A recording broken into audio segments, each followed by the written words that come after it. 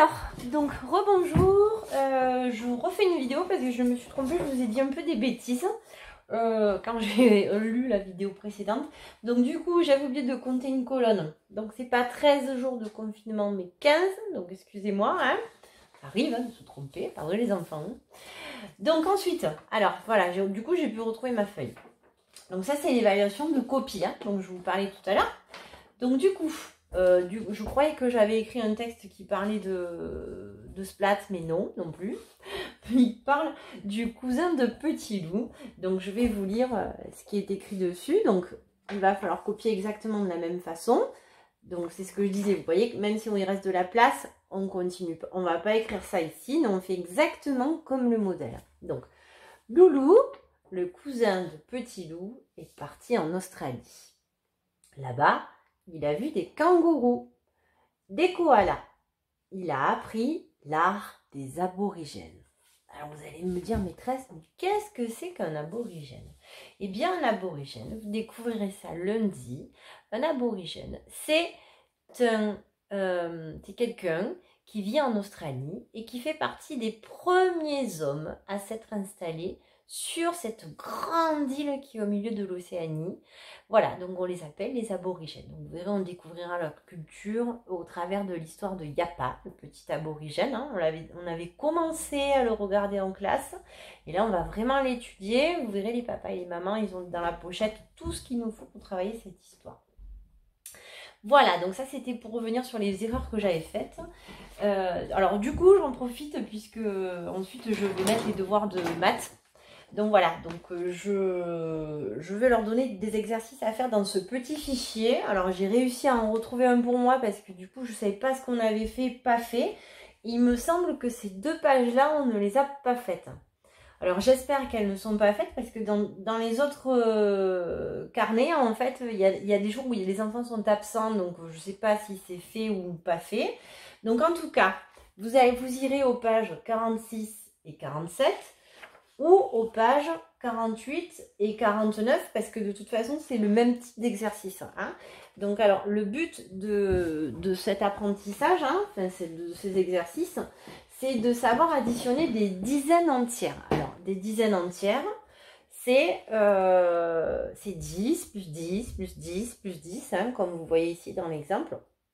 Donc, alors, si ils ne se rappellent pas, vous allez les faire compter, hein, les enfants, vous allez compter de 10 en 10. Comme on a appris en classe, donc on le fait à l'oral, on fait 10, 20, 30, 40, 50, 60, 70, 80, 90 et 100.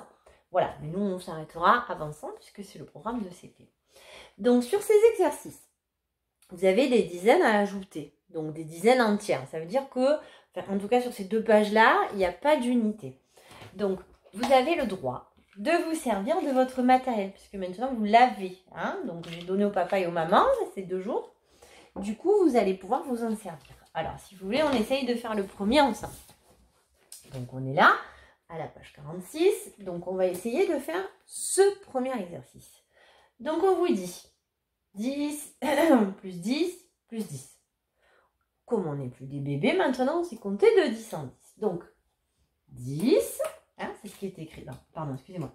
Donc 10, hein, ça correspond à ce dessin-là avec les 10 points.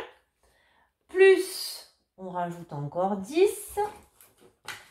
Et on rajoute encore une fois 10. Donc, on vous demande combien ça fait. Et là, on le voit bien.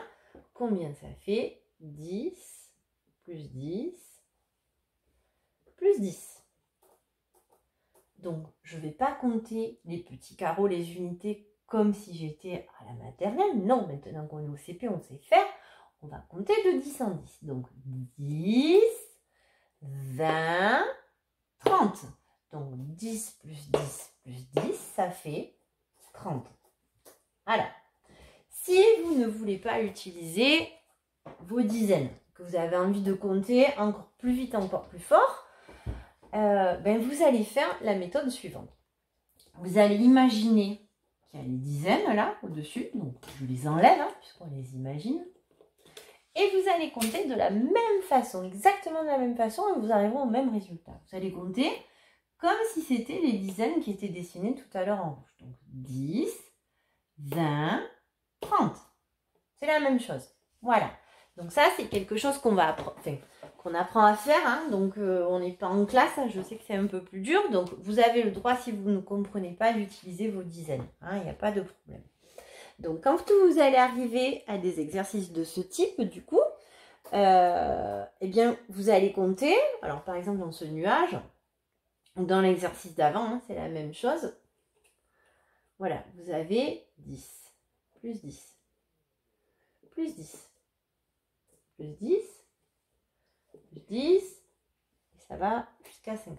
Ok, donc je compte. Alors j'imagine, pareil que tout à l'heure, qu'il y a les dizaines qui sont posées au-dessus de tous ces 10. Et je compte de la même façon que quand je compte mes dizaines rouges. Donc je compte 10, 20, 30, 40, 50. Donc 10 plus 10 plus 10 plus 10 plus 10, ça fait 50. Voilà. Donc c'est comme ça qu'on compte quand on a des dizaines entières. Alors, vous allez faire cette page ici. Et ensuite, vous ferez celle qui est à côté. J'espère qu'on ne les a pas déjà faites. J'espère. Sinon, ce sera des révisions. Hein. Vous pouvez, les papas et les mamans, si je me suis trompée, excusez-moi encore. Hein. Vous pouvez leur donner des additions avec plusieurs 10. Voilà, 10 plus 10, combien ça fait, etc., etc. Voilà. Donc, dans les sacs, c'est la même chose. Vous avez plusieurs 10. Donc, pareil, vous allez les compter. Alors, ils ne seront pas tous collés les uns aux autres. Il y en aura peut-être 2 ici, 2 là, et un là. Plus 10. Voilà. Donc, on compte de la même façon. Rien ne change. Hein. On imagine qu'il y a les dizaines rouges au-dessus. 10, 20, 30, 40, 50. Donc, voilà. Donc, ça fait 50. Voilà, alors après pour les plus courageux, si vous avez envie de continuer à travailler dans le fichier, vous pouvez faire aussi la page 49, hein, puisqu'elle reprend le même type d'exercice, hein, pas celle-ci.